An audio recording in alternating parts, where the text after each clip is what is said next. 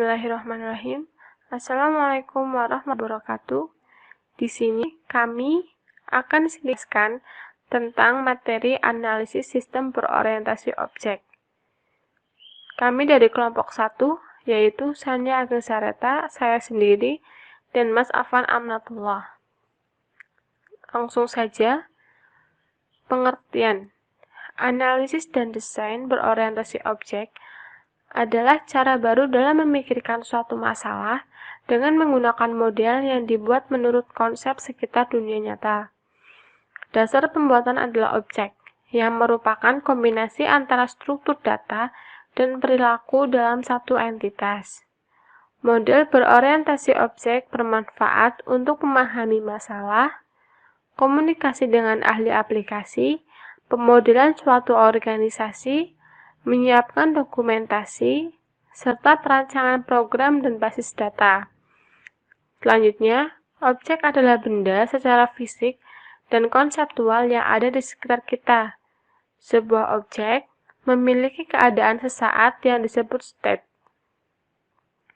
Kelas adalah himpunan objek yang sejenis, yaitu mempunyai sifat atau atribut, perilaku umum atau operasi, relasi umum dengan objek lain, dan semantik umum. Kelas adalah abstraksi dari objek dalam dunia nyata. Kelas menetapkan spesifikasi, perilaku, dan atribut dari objek tersebut. Selanjutnya adalah pengertian dari model. Model objek yaitu menggambarkan struktur statis dari suatu objek dalam sistem dan relasinya yang berisi diagram objek, yaitu suatu graf, di mana node-nya adalah kelas yang mempunyai relasi antar kelas. Pengertian model dinamik.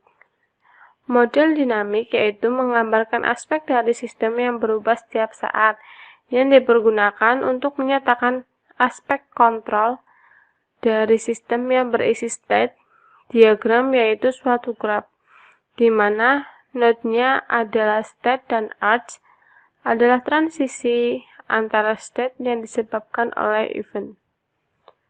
Mungkin hanya itu yang bisa saya sedikit jabarkan, dan untuk selanjutnya akan dijabarkan lagi oleh teman saya. Kepada Mas Afan, dipersilakan.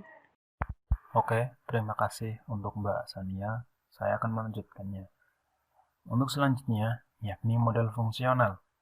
Model fungsional yaitu menggambarkan transformasi nilai data di dalam sistem yang flow diagram, yaitu suatu graf di mana modelnya menyatakan proses dan arch-nya adalah aliran data. Ciri-ciri utama teknik terstruktur.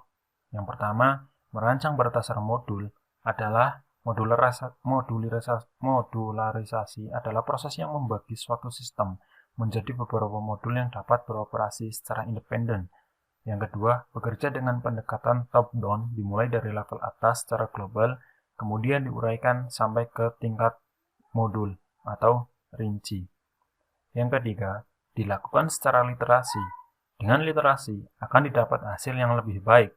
Terlalu banyak literasi juga akan menurunkan hasilnya dan menunjukkan bahwa tahap sebelumnya tidak dilakukan dengan baik. Yang keempat, kegiatan dilakukan secara paralel. Pengembangan subsistem-subsistem dapat dilakukan secara paralel sehingga akan memperpendek waktu pengembangan sistem. Yang terakhir, keuntungan berorientasi objek. Yang pertama, meningkatkan produktivitas karena kelas dan objek yang ditemukan dalam suatu masalah masih dapat dipakai ulang untuk masalah lainnya yang melibatkan objek tersebut.